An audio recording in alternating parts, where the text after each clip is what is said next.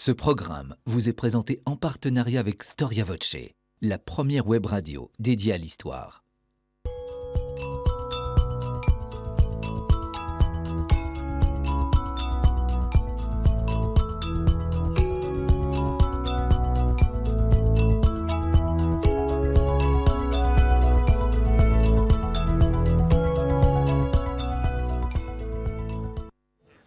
Chers amis, bonjour à toutes et à tous. Je vous souhaite la bienvenue sur le plateau de votre émission Au risque de l'histoire. Alors, nos fidèles téléspectateurs le savent, la question des missions a été abordée sur ce plateau. Elle a été abordée à travers un des événements les plus débattus de l'histoire de l'Église. J'ai nommé bien évidemment la conquête des Amériques. On en oublierait presque que les missions à l'époque moderne et contemporaine ne concernent pas seulement le continent américain, mais aussi les vastes étendues de l'Asie.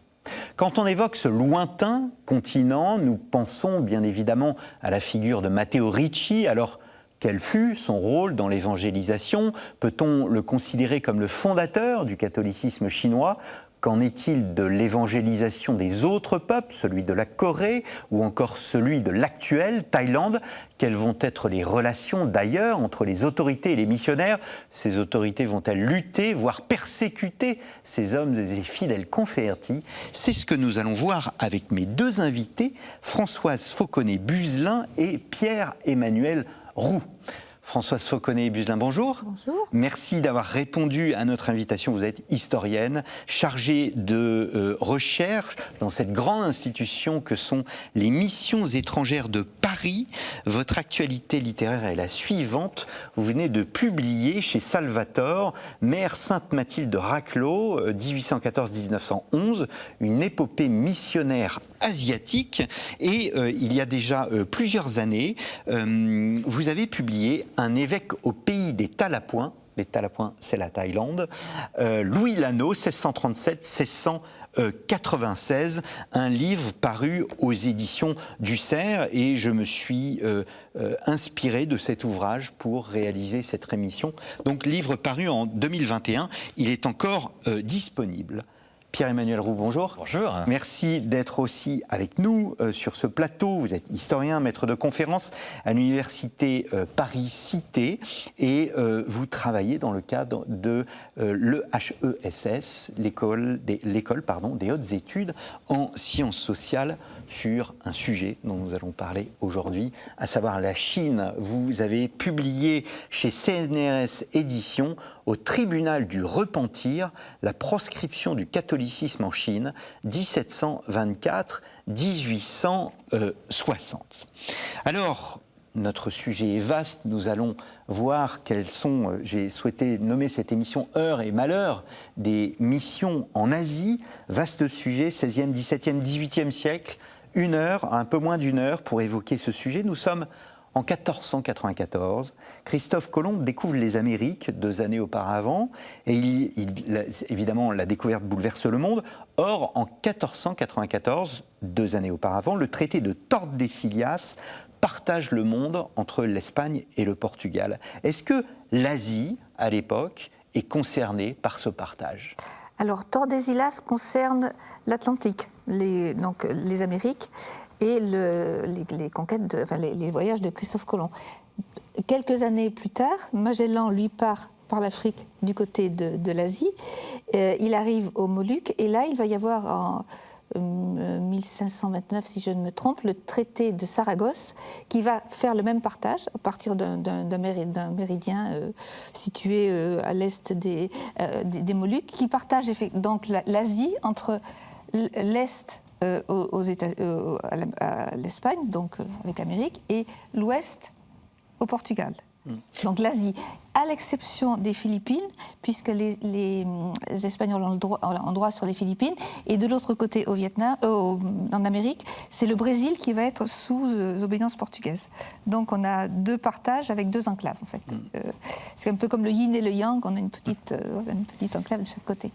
On peut considérer ce partage comme un partage géopolitique ou bien c'est un partage avec une vocation, dès le départ, évangélisatrice? Alors, il y a les deux éléments sont corrects, puisque les puissances espagnoles, en fait, la cour de Castille et le Portugal, sont aussi des puissances qui vont être missionnaires.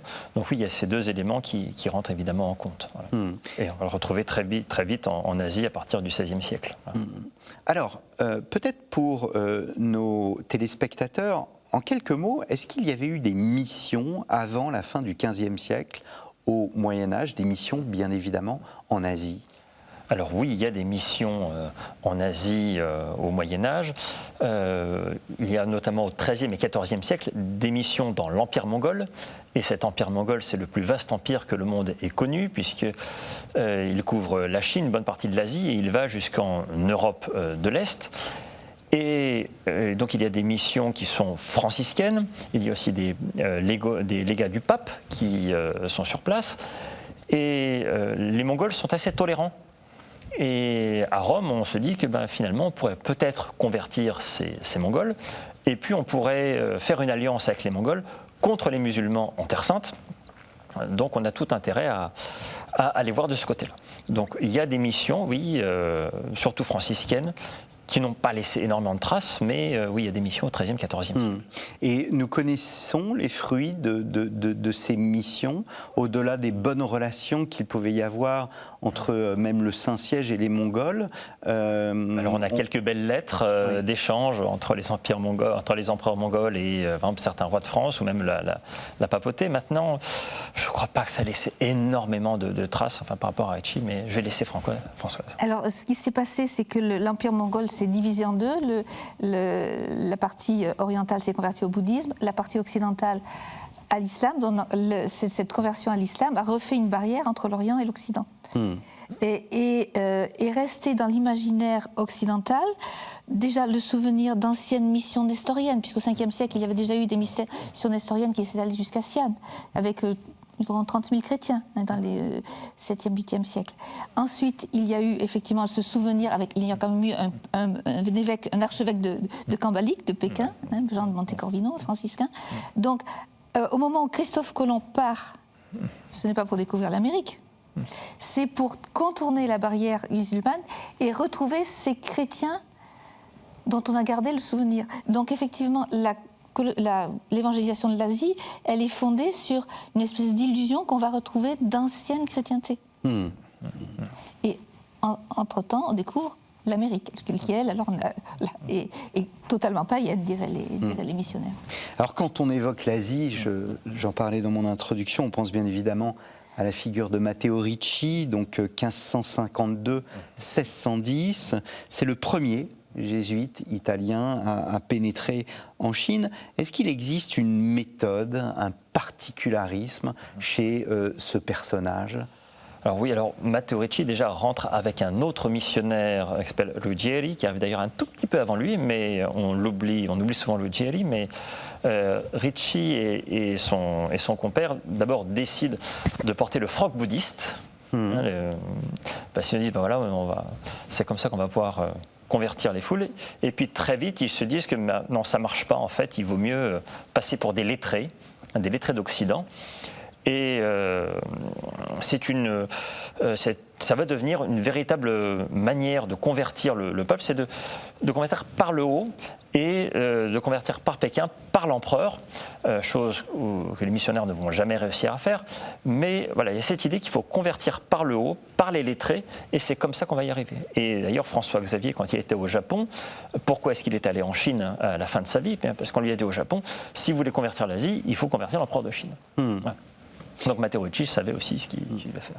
Et François Xavier va, dans un premier temps, il est envoyé comme nonce apostolique par le pape Paul III sur la demande du roi Jean III de Portugal. Ce qui fait qu'effectivement les liens entre les jésuites et le roi du Portugal vont être extrêmement forts. Et de 1585 à 1600, les jésuites vont avoir l'exclusivité sur les missions d'Asie. Ce qui explique leur part prépondérante. Mais c'est François Xavier, effectivement, rencontrant un Japonais à Malacca, à cette réflexion qui nous paraît un petit peu ah oui, ces gens-là sont des blancs, donc on va pouvoir les convertir par la raison. alors que les Indiens étaient des Noirs, donc des populations un petit peu inférieures. On est en plein humanisme, un humanisme du XVIe siècle, et donc la raison l'échange intellectuel est une valeur prépondérante. Donc déjà François-Xavier va initier un petit peu cette nouvelle méthode jésuite, et ça va être beaucoup plus développé ensuite par les jésuites de Chine. Est-ce qu'on peut considérer Matteo Ricci comme le fondateur de l'Église chinoise ? D'une certaine manière, on pourrait, d'une certaine manière, alors on peut avoir des contre-arguments, mais d'une certaine manière, oui, on pourrait le considérer comme l'un des fondateurs, comme un personnage assez central dans les débuts de l'Église catholique en Chine et de son maintien jusqu'à aujourd'hui. Il y a une tradition, Matteo Ricci, dans le sens, il y a une transmission de ses acquis. Est-ce qu'on peut faire un bilan de son action ? Alors, à la mort de Matteo Ricci, et il est en Chine depuis 30 ans, il y a environ 1000 convertis en Chine. Donc d'un point de vue purement numérique, c'est assez limité. Mais Matteo Ricci a produit plusieurs ouvrages, il a produit des cartes, et cela va avoir une influence extrêmement importante parce que, par exemple, le catéchisme de Matteo Ricci, le Tianzhu Shi, qui a d'ailleurs été récemment traduit en français aux belles lettres, est peut-être l'ouvrage catholique le plus utilisé au XVIIe siècle, au XVIIIe siècle, dans toute l'Asie orientale. Donc, oui, et ces cartes aussi sont diffusées dans toute l'Asie orientale. Après, bon, il y a des cartes qui la supplantent, mais oui, il a un rôle fondateur assez important. Et sa méthode d'évangéliser par le haut également est suivie par les jésuites à Pékin pendant un siècle, mais tous les jésuites en Chine ne passent pas par Pékin. Un certain nombre sont dans les provinces et n'évangélisent pas forcément par le haut. Est-ce qu'on assiste un peu... Alors, c'est un peu ce qu'on disait avant cette émission, c'est que inévitablement, dans notre représentation, on compare avec ce qui s'est passé en Amérique centrale, en Amérique du Sud, et on voit qu'en Amérique centrale, en Amérique du Sud, toute la culture inca, toute la culture aztèque est passée par ces hommes et a été inscrite dans des livres par des hommes. Est-ce qu'on assiste à la même chose, donc par des évangélisateurs? Est-ce qu'on assiste à la même chose? Est-ce qu'on connaît la culture chinoise grâce à des Matteo Ricci et ses héritiers? Alors, je ne sais pas si tu veux. Je pense que Pierre-Emmanuel est plus spécialiste de la Chine que moi. Je pense que le problème général en Asie, c'est qu'on a en face, les missionnaires et surtout les Occidentaux en général, parce que les premiers, ce sont quand même les commerçants, puis les soldats et les missionnaires dans leur bagage. C'est un système du patronat. Donc, ils ont affaire à des cultures beaucoup plus solides politiquement. Ils ont affaire à des régimes qui résistent, en fait. En Amérique, on était dans la conquête. En Asie, on va être tout de suite dans la résistance culturelle et dans la peur de l'invasion. Donc on accepte les commerçants, mais très vite, on s'aperçoit que ces étrangers sont dangereux. Et c'est ce qui va provoquer ces persécutions. C'est que les chrétiens apparaissent comme des agents de l'étranger. Et donc des dangers potentiels. Alors qu'il n'y a pas eu cette résistance, ou très peu, en Amérique. Alors on va revenir sur les persécutions, naturellement. Matteo Ricci, c'est un cas isolé, une exception? Non, je pense que c'est pas une exception dans le sens où les jésuites produisent des livres en chinois. D'ailleurs, ils arrivent dans une culture est-asiatique et notamment une culture chinoise où on produit déjà des livres, à la différence des Amériques où il n'y a pas d'écrit. Il y a déjà une culture de l'écrit, une culture de l'imprimé en Asie. Donc, ils utilisent cette culture de l'écrit pour produire des livres et convertir par le livre. Ils ne sont pas là à convertir les foules dans la rue, à dire croyez en Jésus. Non, ils convertissent beaucoup par les livres qu'ils transmettent ici et là. Donc, de ce point de vue, Ricci n'est pas un cas isolé. Il montre un peu la voie, mais non, il n'est pas un cas isolé. Absolument pas.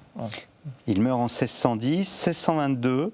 C'est une date extrêmement importante. On a commémoré la création l'an dernier, en 2022, la congrégation de la propagande pour la foi, la Propaganda Fide. Quel est l'objectif de cette création? Alors, il faut se situer dans le contexte, on est après la Réforme. Donc, l'Église catholique, la chrétienté occidentale a explosé. Et l'Église catholique va reprendre en main la reconquête, en fait, la mission en général. La première mission, c'est par rapport aux protestants. Et on englobe effectivement l'ensemble de la mission. Et surtout, jusqu'alors, les missions à l'extérieur étaient sous ce régime du patronat qui faisait que les rois d'Espagne et du Portugal étaient pratiquement les patrons des missions. Et donc, Rome va reprendre en main l'évangélisation d'une façon globale. Et donc en 1622, création de la Propaganda Fide. Et dès le premier secrétaire Ingoli va diligenter des enquêtes sur les territoires de mission. 3 enquêtes qui vont montrer que les missions extérieures sont dans un état absolument lamentable, avec énormément d'abus, énormément de dysfonctionnements, et qu'il faut absolument reprendre en main de la part de Rome. Et il faut déjà réévangéliser les missionnaires et les missions, à part quelques cas exceptionnels comme Las Casas et tout ça. Il y a cette espèce de dégradation dans les missions qu'il faut reprendre en main à partir de Rome. Donc la Propaganda Fide concerne la congrégation de la propagande pour la foi, concerne à la fois l'Est et l'Ouest. Voilà, c'est vraiment la reprise en main des missions par Rome. Quels sont les principes de cette congrégation ? Peut-être que tu veux répondre, François. Alors, les principes, au départ, il n'y a pas tellement de principes. Il y a d'abord ces enquêtes. Oui. Pour y remédier, c'est déjà rappeler les missionnaires qui ne sont pas dignes de leur fonction, les rappeler en Europe, parce qu'on a des fois tendance à se débarrasser en Asie des missionnaires les moins recommandables. Et puis, ce qui va être déterminant, c'est la persécution du Japon qui a lieu donc 10 ans avant la fondation de la congrégation Propaganda Fide.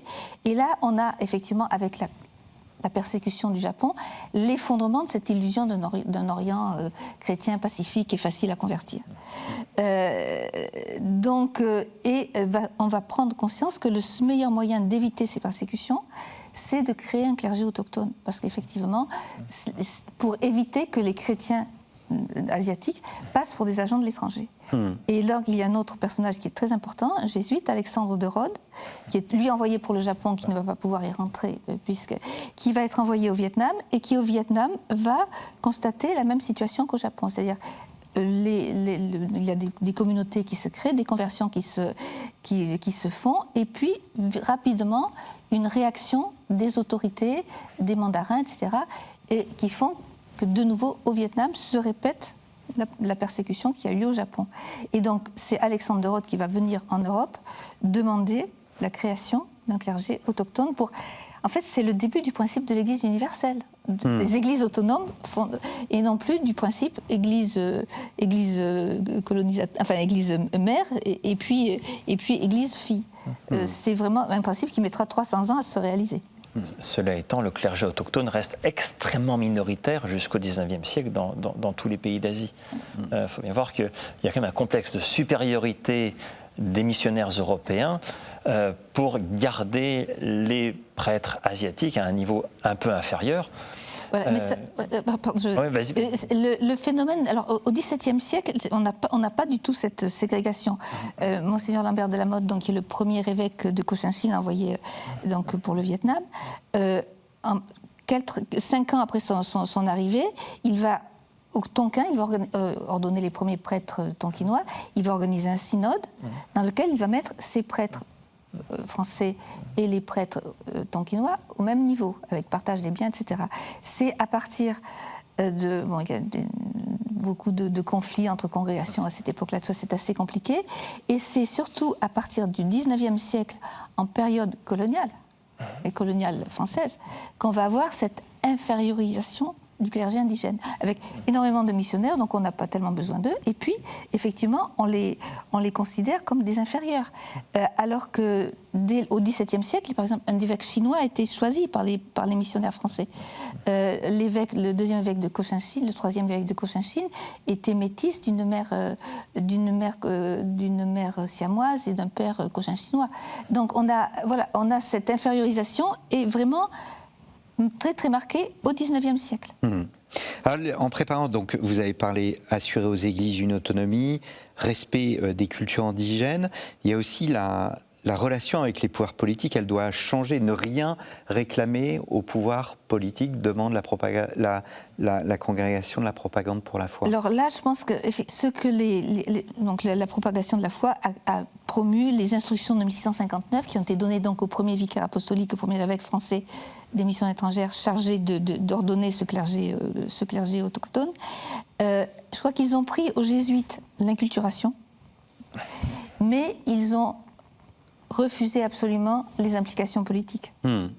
Ils ont remis en cause donc cette alliance des pouvoirs. Et donc là, les consignes sont extrêmement strictes. Interdiction de se mêler de politique, que ce soit par rapport à son pays d'origine ou son pays de mission. Et il est écrit textuellement, si l'un de vous s'aventure à ce genre de comportement, vous nous le renvoyez immédiatement. C'est extrêmement strict. Le problème, c'est que ça ne va pas être suivi. Oui, oui. Il y a toujours, on l'a vu dans l'émission sur les Amériques, un décalage entre Rome et la réalité du terrain. Est-ce qu'on peut dire que la création de la congrégation de la propagande pour la foi, où vous avez bien montré que le Japon et l'échec du Japon avaient joué un rôle, est-ce que cette réaction est une réaction au fond rapide, où il a fallu du temps pour que se mettent en place précisément tous ces principes, respect des cultures indigènes, assurer une église, assurer une autonomie aux églises? Est-ce que, au fond, ce fut une réaction rapide à ce que l'on constatait sur le terrain? Assez rapide, puisqu'on a 1622, donc la création de la propagation de la foi. Les enquêtes, c'est entre 1624 et 1645, 3 enquêtes.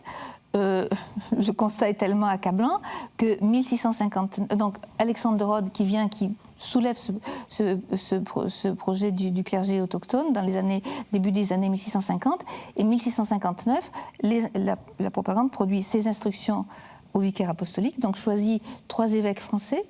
Pourquoi français? Parce que c'est à l'époque le seul pays catholique et non colonial. On n'a pas tellement le choix, bien que les Italiens se méfient des Français. Et donc, on les envoie dès 1660. Donc, finalement, en 40 ans, on a théoriquement réglé le problème avec des instructions extrêmement précises.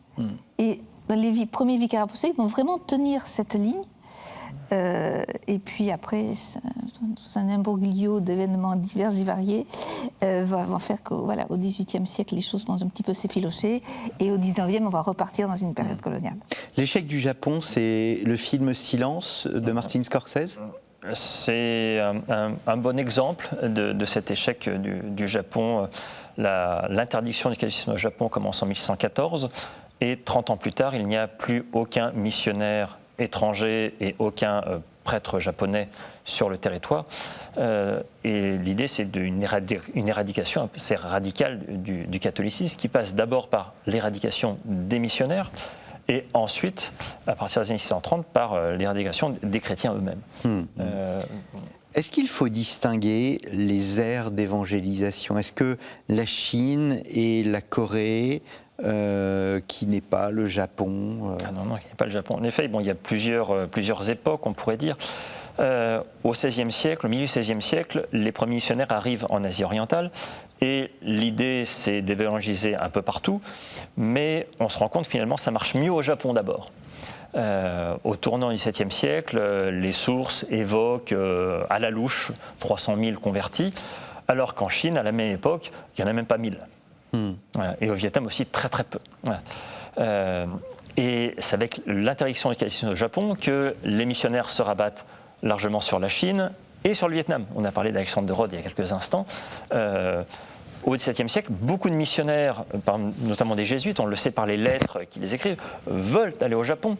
Mais à Rome, on leur interdit la propaganda fide, interdit d'aller au Japon de peur qu'ils apostasient, comme certains jésuites. Comme le montre le film. Comme le montre le film de Martin Scorsese. Voilà. Donc ces missionnaires vont évangéliser la Chine, l'actuel Vietnam, puisqu'à l'époque on ne parle pas de Vietnam, et l'époque coréenne, c'est surtout à partir de la fin du XVIIIe siècle. Mais là encore, au début, il n'y a pas de missionnaires. En fait, les premiers convertis rencontrent des missionnaires en Chine, à Pékin, Et les premiers missionnaires qui sont encore des Français, on va dire cocorico, c'est au XIXe siècle, à partir des années 1830, et ce sont des missionnaires des missions étrangères de Paris. Donc oui, il y a des époques un peu différentes, on va dire, pour les différents pays d'Asie orientale. Et il y a aussi l'Inde, puisque l'Inde, elle était quand même, elle avait de nombreux comptoirs portugais. Donc là, il y a une évangélisation. C'est la première méthode François Xavier. Là, c'est vraiment l'évangélisation, comme on dit, le baptême à la lance à incendie. Donc il faut sauver ces bons sauvages. Il faut les amener au ciel en les baptisant. On ne peut pas les instruire. Ils sont pas assez rationnels, comme dirait Saint François Xavier. Donc c'est encore une autre façon. Et il y a aussi des degrés différents de réceptivité. Des peuples comme le Corée, le Vietnam sont plus réceptifs au niveau psychologique, au niveau que des Siamois, par exemple. Alors aujourd'hui, parce que jusqu'au XIXe siècle, par exemple, les Coréens ne sont pas très réceptifs. Voilà. Mais les Vietnamiens, par exemple, entre les Vietnamiens et les Siamois, il y a une énorme différence. Les Vietnamiens sont perméables à la religiosité, disons. Ouais. Donc, alors que les Siamois sont un système bouddhiste qui est beaucoup plus solide et résiste. Il y a très très peu de conversions. Ouais. Alors c'est très intéressant ce que vous dites parce que là encore, je fais un parallèle avec les Amériques. J'ai reçu Carmen Bernand, et Carmen Bernand a notamment écrit un livre aux éditions du Cerf sur la religion des Incas. Et on voit bien à travers cet ouvrage que les ponts avec le christianisme, la place de la femme, la Vierge Marie, la place de la femme dans le monde binaire des Incas, sera occupée par la Vierge Marie. Et donc, il y a une absorption, il y a à la fois une inculturation, on respecte la culture, mais d'un autre côté, on apporte la culture occidentale. En Asie, on est en face d'une sorte de blocage idéologique qui est dû au fond au fait que notre culture est avant tout une culture hellénique fondée sur la raison. C'est cela qui bloque. C'est une question difficile. Voilà, c'est difficile à dire. Je pense qu'effectivement, comme ce qui... c'est le poids des armes. Je connais mal l'émission d'Amérique, mais on est quand même allé en conquête. Et pourquoi on a évangélisé, c'est parce que puisque c'était des territoires qui appartenaient aux souverains ibériques, il fallait que les populations aient la religion du souverain. C'est dû au système du patronat. Alors après, certains missionnaires ont fait un petit peu des démarches d'inculturation, de dialogue, etc. Mais de toute façon, là, on n'avait pas le choix. C'était des terres portugaises ou espagnoles, et donc il fallait convertir. En Asie, on n'est pas dans un système de conquête. On est dans un petit comptoir qui s'installe, et à partir de là, les missionnaires s'aventurent à l'intérieur des pays. Pierre-Emmanuel Roux. Les missionnaires ne sont pas en position de force. Déjà, ils sont extrêmement minoritaires. Prenez un pays comme la Chine... autour de 1700, vous avez une centaine de missionnaires. C'est pour évangéliser la Chine, qui est un pays qui est énorme. Donc c'est vraiment rien. Et les missionnaires sont considérés comme des gens des confins. En plus, ce sont des barbares. Ils sont considérés comme des barbares. Oui, mais parce que, par exemple, pour les Chinois, le centre du monde, c'est la Chine. Et plus on s'éloigne de la Chine et de la culture chinoise, plus on est barbare.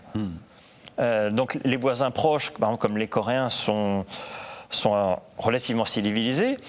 Les Vietnamiens, plus ou moins aussi, mais plus vous vous éloignez, plus vous êtes barbare. Et quand les marchands européens arrivent au XVIe siècle, ce sont des barbares. D'autant qu'ils se comportent pas souvent comme des barbares. Comme des barbares. Voilà, donc ils ne sont pas en position de force. Et à Pékin, on voit ça vraiment... on s'imagine souvent, enfin, les jésuites en plus en ont fait des tonnes, puisqu'ils sont arrivés jusqu'à Pékin, mais ils sont une poignée. Et donc il faut toujours garder ça en tête. Voilà, ils sont vraiment extrêmement minoritaires et vraiment en position de force. Et il y a une pluralité des religions en Asie orientale. Donc pourquoi choisir s'arrêter à une religion qui est un peu exclusive, on va dire, par rapport à le contexte dans lequel on vit. Il n'y a que des jésuites ou il y a aussi des franciscains? Alors comme le disait Françoise tout à l'heure, il y a un moment au XVIe siècle, fin du XVIe siècle où il y a une exclusivité jésuite. Mais en fait, dès la fin du XVIe siècle, par exemple, au Japon, il y a des franciscains. Par exemple, il y a une série de martyrs franciscains en 1597. Il y a aussi des dominicains au Japon à ce tournant du XVIIe siècle. Et également dans les autres pays d'Asie orientale, par exemple en Chine et l'actuel Vietnam, vous avez aussi très rapidement des franciscains, des dominicains et un petit peu plus tard, au milieu du XVIIe siècle, des missions étrangères de Paris, puis encore un petit peu plus tard des lazaristes et même des missionnaires qui sont envoyés directement par la propaganda fide. J'oubliais encore quelques augustiniens. Et j'en ai peut-être encore oublié. Il y a les carmes donc, qui sont en Perse, dans le Moyen-Orient, jusqu'en Inde. Et ça était très, très trop, dès François Ier, dès le XVIe siècle. Et puis il y a tout le clergé séculier portugais dans les comptoirs. Les évêques sont portugais, du temps du patronage, les évêques sont portugais. Donc ils ont un clergé séculier portugais à Goa, à Macao, dans tous leurs comptoirs, à Malacca. Alors je vais m'arrêter sur votre livre, François Sauconnet-Buzelin, donc un évêque au pays des Talapoins, Louis Lano, 1637-1696. Nous sommes dans le grand siècle, le siècle de Louis XIV. Et Louis Lano a été le premier vicaire apostolique du Siam. Le Siam, c'est évidemment la Thaïlande. Il a aussi été administrateur des missions en Asie orientale, ce qui est considérable. Vous le présentez, je cite, comme un homme dans le monde, sans être du monde, selon la parole évangélique. Donc un homme simple, doux, dont la bonté confinée à la faiblesse, Comment un tel homme a-t-il pu accéder à de telles responsabilités ? Alors, Louis Lano est arrivé dans les premières équipes, donc on a envoyé ces 3 évêques en Asie, dont un est mort en route, ces 3 évêques français pour créer ce fameux clergé autochtone. Et Louis Lano, c'est le plus jeune, hein, il a 24 ans. Donc quand on arrive, les missionnaires s'arrêtent à Ayutthaya au Siam, puisque la persécution les empêche d'aller plus loin, et on va dispatcher les missionnaires. Ils ne sont plus que, la moitié sont morts en route, donc ils ne sont plus que 5 ou 6. Et Louis Lano est celui qui va être affecté à rester au Siam. Au Siam, qui n'est pas en principe dans le mandat des vicaires apostoliques, qui sont pour la Chine et les royaumes vietnamiens. Et Louis Lano, en fait, disons, c'est le moins aventureux, celui qu'on considère comme le plus fragile, on le laisse au Siam. Au Siam, qu'est-ce qu'il faut ? Il apprend le siamois. Mais il va apprendre le siamois, non seulement il va apprendre le siamois, mais il va apprendre le pali, donc qui est la langue sacrée du bouddhisme, auprès des moines, des fameux Talapoins, ces moines donc bouddhistes. Et comme les missionnaires, les évêques peuvent s'installer à Ayutthaya, peuvent faire une base arrière de leur mission, Lano, qui connaît la langue, va devenir l'interprète de la mission. Et il va étudier aussi, c'est un des pionniers de l'inculturation, il va étudier à travers les textes et à travers ses relations, il va étudier la religion bouddhiste. Et cette proximité va en faire... En tant qu'interprète, il a affaire à la cour, puisque le roi du Siam est accueillant aux étrangers. Donc c'est une royauté, une monarchie. C'est une monarchie, mais c'est une monarchie commerciale très ouverte. Ouais. Donc il y a des comptoirs japonais, portugais, hollandais, anglais, français, etc. À Ayutthaya, les Français s'installent dans cette logique-là, sont accueillis dans cette logique-là. Et donc, par ce biais, Lano va nouer vraiment des relations assez intimes avec le roi du Siam, dans lequel, en principe, on ne peut se présenter qu'à 4 pattes. Et donc, je pense que c'est dû à ses qualités humaines et puis à l'accès à la langue. Oui. Et ça, la langue, c'était une des... Apprenez parfaitement les langues, c'était une des consignes romaines. Il faut que vous puissiez communiquer dans la langue du pays et avec toutes les couches de la société. Il possède une œuvre considérable, auteur d'ouvrages de spiritualité, de missiologie, de catéchèse. On est absolument subjugué par cette production intellectuelle. Oui, d'autant qu'il s'est trouvé donc chargé de la charge d'évêque du Siam et d'une partie théorique de la Chine, puisqu'il n'y est jamais allé, donc des territoires considérables. Et il a été pris à partir des années 1680 dans un imbroglio qu'il serait trop long de développer ici à propos des ambassades de France de Louis XIV qui sont arrivées au Siam, avec un imbroglio politique absolument épouvantable qui a provoqué la ruine de la mission. Disons, c'est le premier essai de colonisation française, en gros. Et donc là, effectivement, sa faiblesse au niveau politique et diplomatique, c'est quelqu'un qui a d'énormes compétences intellectuelles, une grande profondeur spirituelle, énormément de qualités humaines, mais c'est un trop gentil. On peut dire que c'est un trop gentil. Ce n'est pas un homme de pouvoir. Voilà, ce n'est pas un homme de pouvoir par rapport à la situation, de toute façon absolument insoluble dans laquelle il va se trouver. Ce qu'il y a d'assez étonnant, alors j'allais dire oui et non, c'est que on le voit à travers ce personnage. Votre livre se lit comme un roman. C'est un personnage fascinant. Voilà, les missions ne sont pas de tout repos. On a l'image d'un mouvement unifié, mais les choses sont bien plus complexes. Il y a au sein des congrégations des conflits de personnes, des conflits d'ego. On observe comme en Amérique latine des oppositions entre clergé séculier, clergé régulier, etc. Ah non, mais la situation, surtout à l'époque, et c'est épouvantable, on a des empoisonnements, on a des enlèvements, on a les deux premiers, entre guillemets, martyrs des missions étrangères sont morts empoisonnés à la suite d'un repas chez des chrétiens évangélisés par les jésuites. Donc, il y a vraiment des oppositions terribles entre effectivement un ancien système, qui est celui du Padroado, qui est soutenu par les jésuites, un système portugais, et puis ces nouveaux arrivants. Qui arrivent, c'est une espèce de double juridiction et ça ne peut que créer des conflits. Et on peut dire que les missionnaires français qui arrivent, c'est des kamikazes. Ouais. Et je pense que même Rome n'était pas sûr qu'ils réussissent. Il fallait des hommes comme Pierre-Lambert de la Botte, un des premiers vicaires apostoliques, des hommes avec une solidité extraordinaire pour que ça tienne. Ils sont arrivés à 8. Est-ce que parce qu'on peut se dire, aller dans notre vision très évangélique, qu'un homme qui n'est pas un homme de pouvoir, mais un homme bon, un homme qui est dans le monde, mais pas du monde, il a dû avoir des résultats. En plus, il a appliqué cette inculturation. L'inculturation, c'est un mot un peu technique pour dire qu'il s'agit de respecter la culture du lieu. Est-ce que Louis Lano a eu du succès ? Alors, le problème de Louis Lano, c'est qu'il était au Siam, et comme je l'ai dit tout à l'heure, le système siamois, puis ce bouddhisme d'État, etc., était très, très hermétique au christianisme. Et en plus, le roi était accueillant au niveau politique, mais ne permettait pas les conversions des Siamois. Donc, Lano s'est replié sur les minorités, en particulier les minorités laotiennes, a eu quelques centaines de convertis, très peu, mais à partir du moment où effectivement il y a eu cette intervention armée française au Siam, Lano a été emprisonné, a été pris comme otage, a été emprisonné pendant 2 ou 3 ans, et la mission, tout ce qu'il avait installé justement par rapport aux instructions d'inculturation, il a fait un énorme travail de traduction, de catéchèse, d'adaptation, puisqu'il a écrit des dialogues avec les bouddhistes, etc. Tout ça a été balayé par cette intervention française à la fin dans les années 1685. Alors je me tourne vers vous, Pierre-Emmanuel Roux, au tribunal du repentir, la proscription du catholicisme en Chine. Alors en 1688, le roi de Siam que nous n'avons pas évoqué, enfin, j'ai oublié son nom, c'est Pranay Ramatibodi III. Les noms thaïlandais sont très très très très complexes. 1688, le roi de Siam est renversé et on lui a reproché ses liens avec l'Occident.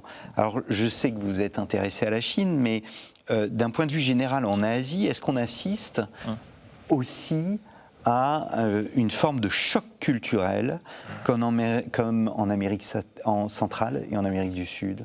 Alors, choc culturel, oui et non, il faut toujours le nuancer, parce qu'on a toujours l'idée, une arrivée d'un christianisme, et puis il serait en choc avec simplement le bouddhisme, le confucianisme, ou peu importe. On voit avec les sources et avec la situation réelle que c'est un petit peu plus compliqué. Alors, il y a une dimension idéologique. Par exemple, en Chine, par exemple, au XVIIe siècle, il y a un discours antichrétien dans une partie de la population, par exemple chez les plus fervents bouddhistes d'une certaine région de la Chine, où là on produit un discours antichrétien, mais ailleurs, finalement, il n'y a pas grand-chose. Donc il y a une dimension idéologique dans certains endroits, dans certaines régions, mais on ne l'a pas partout. Alors, je ne sais pas si ça répond complètement à votre question, mais vous pouvez... Oui. Est-ce qu'il y a un choc idéologique et est-ce qu'on peut réduire la proscription du catholicisme ou la lutte contre le catholicisme à cette question idéologique? Alors justement, non, on ne peut pas réduire ça à la question idéologique. Alors vous avez bien noté le terme de proscription. Mon livre ne s'intitule pas « Les persécutions du catholicisme », si je peux me permettre juste cette petite note de bas de page. Mais proscription, c'est le terme de proscription. C'est le terme de proscription. Alors pourquoi? Eh bien parce que depuis environ 3 décennies, les historiens du catholicisme en Chine se sont mis à ne plus vraiment utiliser le terme de persécution, qui, comme vous le savez, est très connoté depuis 2 millénaires d'histoire chrétienne. Et ce terme de persécution donne l'idée qu'il y a d'un côté un vil persécuteur et de l'autre côté un gentil chrétien. Et donc il y a d'un côté le mal et le bien. Et l'idée aujourd'hui, c'est d'essayer d'être un peu plus neutre et de voir les deux côtés de la chose. Et c'est pour cela que j'ai utilisé le terme de proscription qui dénote une période en particulier où le catholicisme est interdit. Alors, cette interdiction, ou cette proscription, comme vous voulez, elle est liée à différents facteurs, des éléments religieux et politiques. Il y a au XVIIe siècle, ce qu'on trouve en Chine, mais aussi au Vietnam, ce que Françoise connaît aussi bien, c'est cette question de la querelle des rites. La querelle des rites chinois, où la question est de savoir est-ce qu'on peut vénérer ses ancêtres, est-ce qu'on peut rendre un culte à Confucius, comment est-ce qu'on doit appeler Dieu, parce qu'il y a plusieurs noms pour Dieu, comment est-ce qu'on l'appelle, est-ce qu'on utilise un nom chinois qu'on utilise pour les divinités chinoises, ou est-ce qu'on utilise un terme ex nihilo, qu'est-ce qu'on fait? Voilà. Et donc il y a, encore une fois, on parlait de querelles tout à l'heure entre des missionnaires, il y a des querelles entre les congrégations religieuses, il y a des querelles au sein des congrégations religieuses, il y a des querelles avec les chrétiens chinois, et tout ça se répercute jusqu'à Rome. Et au début du XVIIIe siècle, Rome envoie 2 légats à Pékin pour essayer de faire interdire les rites chinois. Et l'empereur de l'époque, Kangxi, dit mais ce sont vraiment des abrutis, ces gens de Rome, ils ne comprennent rien à rien. Voilà, donc c'est un élément, et en fait c'est son successeur qui va vraiment interdire le catholicisme. Son successeur Yongzheng, en 1723, lance tout un programme de réforme et pour remettre toutes les choses à plat dans son empire. Et il y a notamment la question du catholicisme. Voilà. Donc le catholicisme, allez, on interdit, on n'en a pas besoin. On va garder quelques missionnaires jésuites à Pékin parce qu'ils font des travaux astronomiques intéressants, ils peignent bien. En plus, on a des horloges faites par les jésuites, mais ce sont les seuls à savoir les remonter, donc on est obligé de les garder. Mais les autres... Des horloges mécaniques. Des horloges mécaniques, voilà. Et évidemment, c'est très malin des jésuites de dire, voilà, nous sommes les seuls à pouvoir les remonter. Donc voilà, tous les autres, on les met dehors, mais on garde les jésuites. Maintenant, un autre problème qui a lieu au début du règne de cet empereur, c'est qu'il y a eu une lutte de succession pour le pouvoir. Et l'un des prétendants au pouvoir a été soutenu par les jésuites de Pékin. Et le problème, c'est que c'est un autre frère qui est arrivé au pouvoir. Et donc, il a fait un peu le ménage parmi les autres prétendants et parmi certains jésuites. Et donc, c'était une raison supplémentaire pour interdire le... Mais il y a... Alors, on a bien compris que vous distinguez le terme de persécution et le terme de proscription. Mais il y a des martyrs en Chine, vous les recensez, vous recensez la façon dont ils sont jugés et condamnés à mort, mais ce ne sont pas des vagues de persécution de grande ampleur. Voilà, absolument pas. Les missionnaires qui sont en Chine, quand ils arrivent sur place, c'est la même chose au Japon, c'est la même chose au Siam, c'est la même chose partout en Asie, ils ont en esprit les persécutions de la Rome antique et ils espèrent qu'ils vont pouvoir arriver au même résultat par le sang, alors qu'en Chine, non, c'est pas du tout la même chose, ça marche pas du tout. Les missionnaires sont, en fait, la politique du gouvernement chinois, qui est d'ailleurs mandchou à cette époque, c'est de dire on évite les martyrs. C'est la politique par rapport aux sectes séditieuses, aux mouvements religieux interdits, c'est justement de réprimer les meneurs et de ne pas toucher aux convertis, du moins au début. Voilà. parce que ça les arrangerait d'être martyrs, parce que c'est ce qu'ils veulent, Alors, c'est ce qu'ils souhaitent. Donc c'est pas un jugement, c'est-à-dire que dans le temps, au temps des premiers chrétiens, il y a eu tout un courant qui était prêt effectivement à subir le martyre et qui l'acceptait. Exactement. Alors c'est ce qu'on retrouve aussi au Japon au début de l'interdiction. Les missionnaires sont là, ils disent on veut mourir pour notre religion. Et le gouvernement japonais dit non, on va pas leur donner cela. Et la même chose se fait pour la Chine en fait. La première campagne antichrétienne, l'empereur chinois, l'empereur Mandchou plutôt, dit non, on va pas les martyriser parce que c'est ce qu'ils veulent. Donc il y a très peu de martyrs. Alors au XVIIe siècle, la tradition du martyr ressort par rapport aux jésuites du Canada, qui ont été tués par les Iroquois. C'est là que commence à sortir cette littérature autour du martyr. Mais au Siam, par exemple, des évêques comme Monseigneur Lano, Monseigneur Lambert de la Motte vont tout faire pour éviter les persécutions. Et ils vont justement donner des consignes d'adaptation. Oui. Par exemple, il y a une tradition vietnamienne qui veut qu'on suspende un panier autour d'une perche comme offrande aux idoles à une certaine occasion, une certaine fête. Ils vont dire, vous mettez le panier, mais vide. Donc, vous ne ferez rien aux idoles, mais vous mettez le panier pour ne pas vous faire, faire identifier comme chrétien.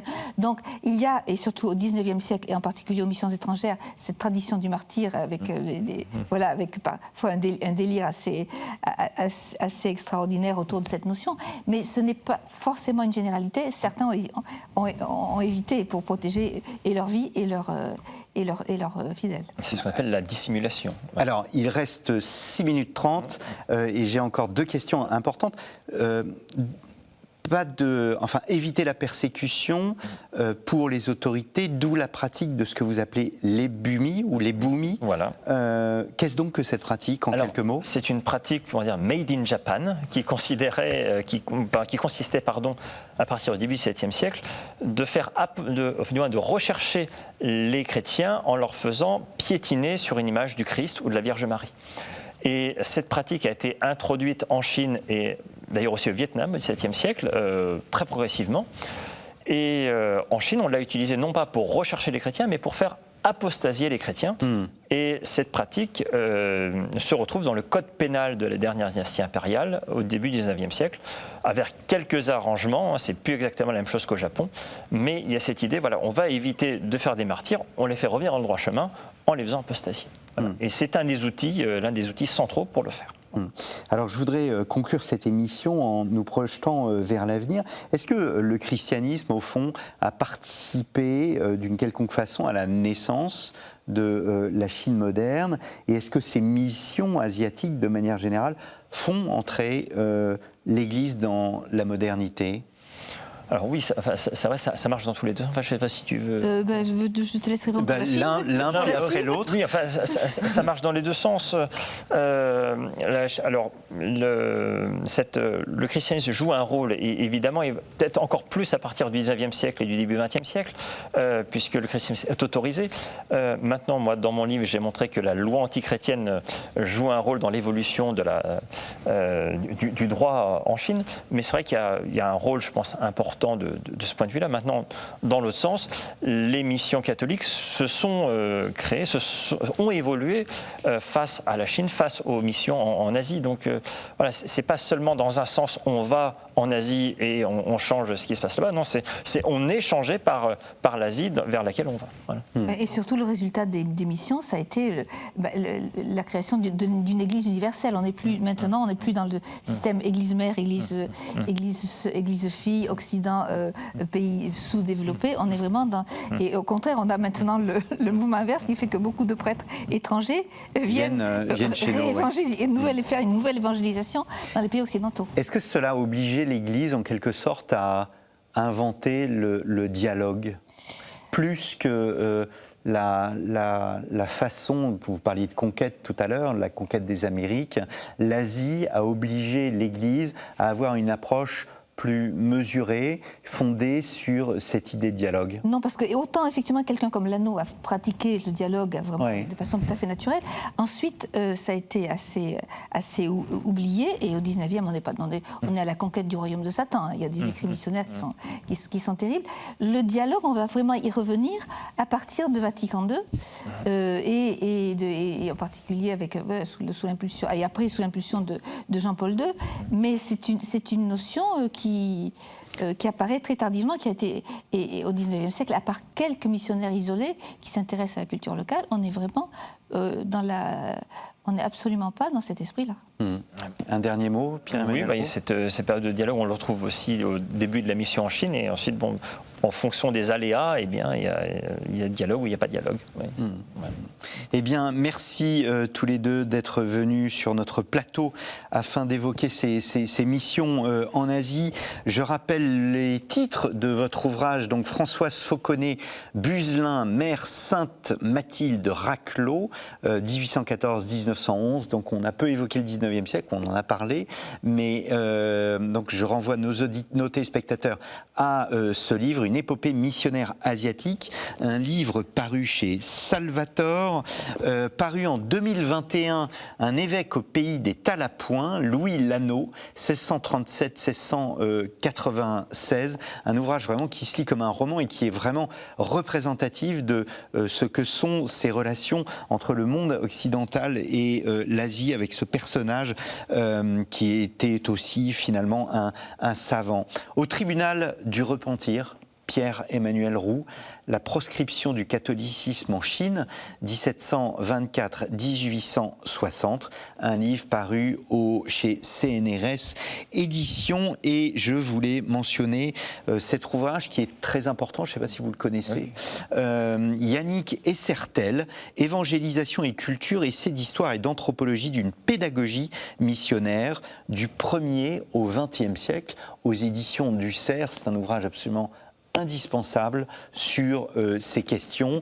C'est une réflexion sur la mission des origines jusqu'à nos jours. C'est absolument fascinant, bourré de faits et d'idées. Je vous conseille donc ce livre paru au Cerf dans la collection Patrimoine. Il me reste à vous remercier, chers téléspectateurs, pour votre fidélité à notre émission. N'hésitez pas à aller sur ktotv.com, à visiter nos archives. N'hésitez pas aussi à brancher KTO TV, KTO Radio, puisque maintenant nous sommes sur la radio. Et enfin, si vous êtes amoureux de l'histoire, rendez-vous aussi sur storiavoce.com, notre partenaire pour la présentation de cette émission. Merci beaucoup et je vous donne rendez-vous dans 2 semaines pour un nouveau numéro de Risque de l'Histoire.